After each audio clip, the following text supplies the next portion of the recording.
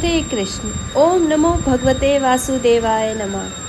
हिंदू धार्मिक मान्यताओं में बहुत ही महत्वपूर्ण व्रत होता है एकादशी व्रत, और यह दिन पूरे तरह से भगवान श्री विष्णु हरि को समर्पित है।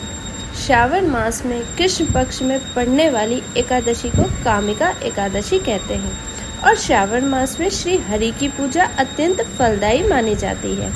धार्मिक मान्यताओं के अनुसार इस दिन असहाय लोगों को दान देने और भगवान नारायण की उपासना करने से उपासक को मोक्ष की प्राप्ति होती है। कहा जाता है कि इस दिन व्रत रखने और असहाय लोगों को दान देने से व्यक्ति सभी प्रकार के पापों से मुक्त हो जाता है। चतुर्मास में पड़ने वाली कामिका एकादशी का अपना अलग ही एक महत्व है, और मान्यताओं के अनुसार यह एकादशी अश्वमेध यज्ञ के समान फल प्रदान करती है। इस दिन भगवान विष्णु को तुलसी दल अर्पित करना बहुत ही शुभ माना जाता है। कामिका एकादशी के दिन दान का कितना महत्व है, इसके बारे में महाभारत के अनुशासन पर्व में बताया गया है। दानव एकम कलो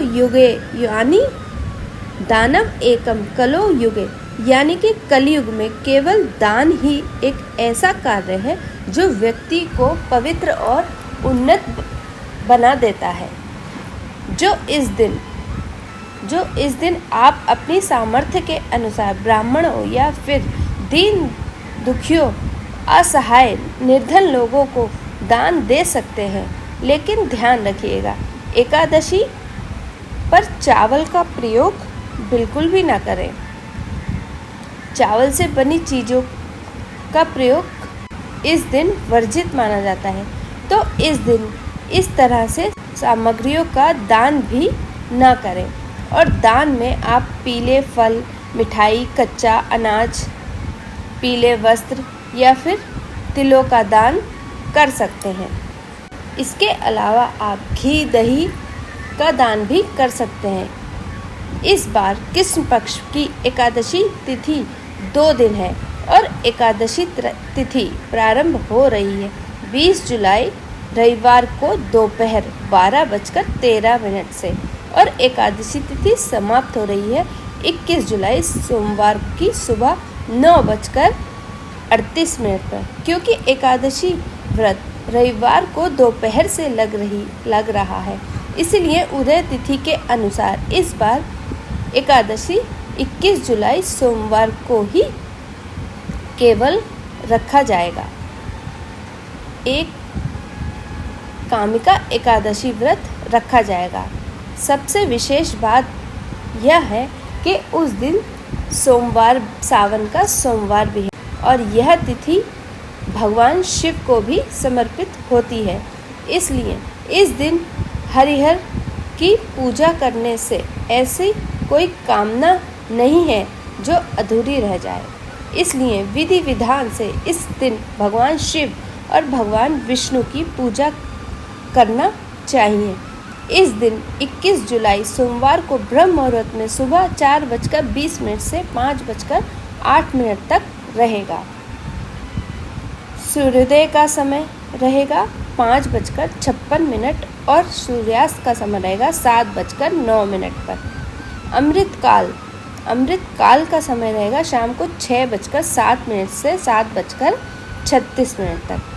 यही बुद्धि योग शाम को 6:39 तक रहेगा। बाद में ध्रुव योग प्रारंभ हो जाएगा।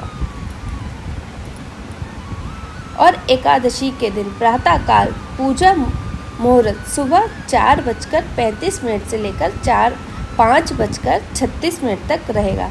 शाम की पूजा आप अमृत काल में कर सकते हैं, और सुबह और राहु काल का समय रहेगा सुबह 7:30 से 9:09 बजे तक रहेगा। द्वादशी तिथि 21 जुलाई सोमवार को सुबह 9:09 39 पर प्रारंभ होगी और इसी के साथ हरिवासर का समय भी प्रारंभ हो जाएगा। फिर द्वादशी तिथि समाप्त होगी अगले दिन यानी 22 जुलाई मंगलवार की सुबह 7:05 पर और 22 जुलाई मंगलवार को यानी एकादशी व्रत पारण वाले दिन ब्रह्म मुहूर्त सुबह 4:21 से 5:09 तक रहेगा। सूर्योदय का समय रहेगा 5:57 और यही सूर्यास्त का समय रहेगा 7:09 पर। तो प्रातः काल पूजा का मुहूर्त रहेगा 4:35 से 5:37 पर। ध्रुव योग दोपहर 3:32 तक रहेगा। बाद में व्याख्यात योग प्रारंभ हो जाएगा। गोधूली मुहूर्त शाम 7:17 से 7:37 तक और यही राहुकाल दोपहर में 3 बजे से शाम को 4:30 तक रहेगा। हरिवासर के समय व्रत नहीं खोलना चाहिए और 21 जुलाई सोमवार को हरिवासर दोपहर 3 बजे तक समाप्त हो जाएगा।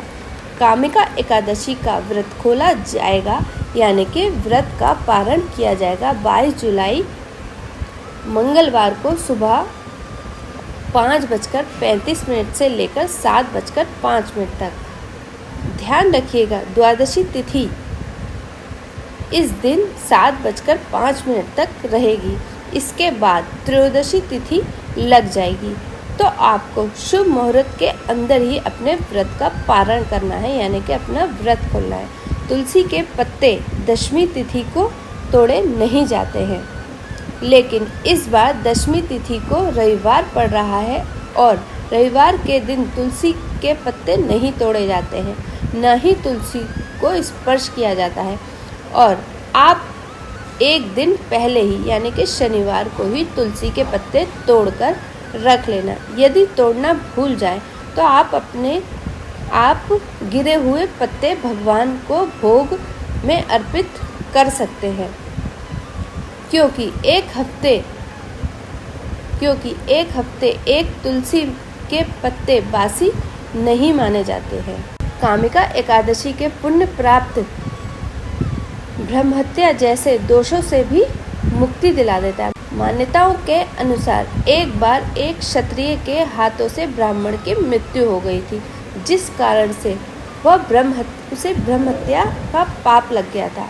जब उस क्षत्रिय को अपनी गलती का एहसास हुआ तब वह पश्चाताप करने के लिए तब उसने ब्राह्मणों को बताया, तो ब्राह्मणों के बताने पर कामिका एकादशी का ज्ञान हुआ और कामिका एकादशी आने पर उसने विधि विधान से एकादशी का व्रत रखा और द्वादशी को और ब्राह्मणों को उसने भोजन कराया, जिसके प्रभाव से उसे ब्रह्म हत्या के पाप से मुक्ति मिल गई।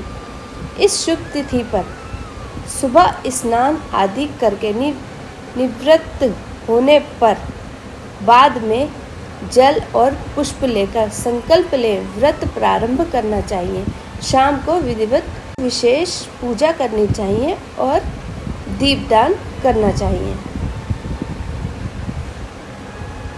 अगर हमारी दी हुई जानकारी आपको जरा भी पसंद आती है तो एक लाइक और एक प्यारा सा कमेंट जरूर करिएगा। आपका कमेंट हमारे लिए बहुत महत्वपूर्ण होता है, हमें सनातन धर्म को आगे ले जाने के लिए प्रेरित करता है। तो मिलते हैं इसी तरह की एक और नई जानकारी के साथ। तब तक के लिए ओम नमो भगवते वासुदेवाय नमः।